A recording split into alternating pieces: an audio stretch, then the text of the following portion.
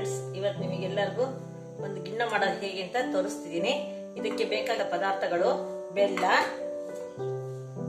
ಮೆಣಸು, ಏಲಕ್ಕಿ, ಲವಂಗ, ಮತ್ತೆ ಇದು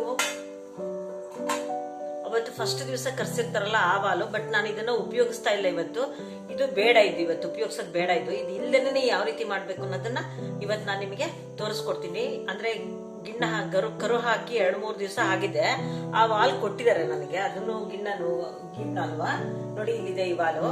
ಇದನ್ನ ಬರೀ ಈ ಹಾಲಷ್ಟೇ ಉಪಯೋಗಿಸಿ ಯಾವ ರೀತಿ ನಾವು ಕದ್ರ ಗಿಣ್ಣ ಮಾಡೋದು ಹೇಗೆ ಅಂತ ನಾನು ನಿಮಗೆ ತೋರಿಸ್ಕೊಡ್ತೀನಿ. ಮೊದಲಿಗೆ ಇದನ್ನ ಪೌಡರ್ ಮಾಡ್ಕೊಂಡ್ ಬರೋಣ.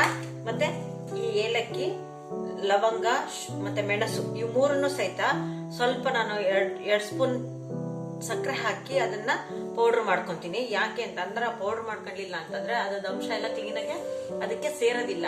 ಅಷ್ಟು ಅದು ಅದ್ರದ್ದು ಪವರ್ ಎನ್ಹಾನ್ಸ್ ಆಗೋದಿಲ್ಲ.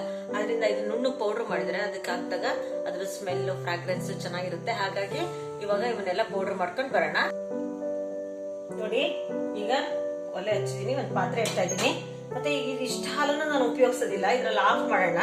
ಇನ್ನು ಅರ್ಧ ಬೇರೆ ತರ ಏನಾದ್ರು ಮಾಡ್ಲಿಕ್ಕೆ ಉಪಯೋಗಿಸ್ಕೊಳ್ಳೋಣ. ನೋಡಿ, ನಾನೀಗ ಇದ್ರಲ್ಲಿ ಒಂದು ಪಾತ್ರೆ ಮಾತ್ರ ಹಾಕ್ತಾ ಇದ್ದೀನಿ. ಹಾಲು ಹಾಗೆ ಉಳಿಸಿದೀನಿ.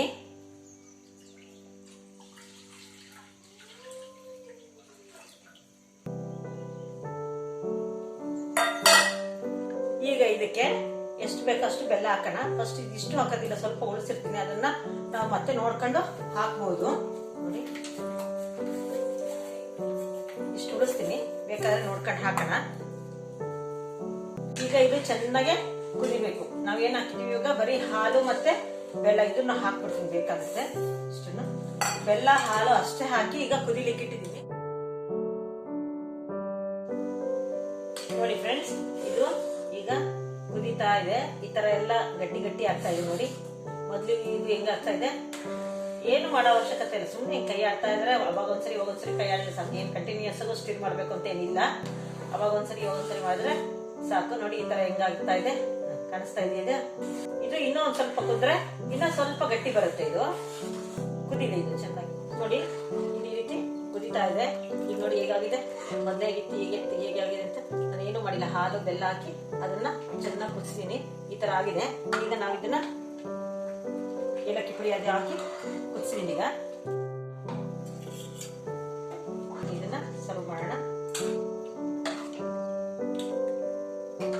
ನೋಡಿ, ಇದೇನಿಲ್ಲ. ಈಗ ನಾವು ಗಸಗಸೆ ಪಾಯಸ ಎಲ್ಲ ಹೇಗೆ ತಿಂತೀವೋ ಆ ರೀತಿ ಇದನ್ನ ತಿನ್ನೋದು. ತುಂಬಾ ರುಚಿಯಾಗಿರುತ್ತೆ ಇದು. ಮತ್ತೆ ಇದು ಹೆಲ್ದಿ ಫುಡ್ ಸಹಿತ. ಹಾಗಾಗಿ ನೀವು ಇದನ್ನ ಮಾಡಿ ಒಂದ್ಸರಿ ನೋಡಿ, ನನಗೆ ಕಮೆಂಟ್ ಬಾಕ್ಸ್ ಅಲ್ಲಿ ತಿಳಿಸಿ ಹೇಗಿದೆ ಏನು ಅಂತ.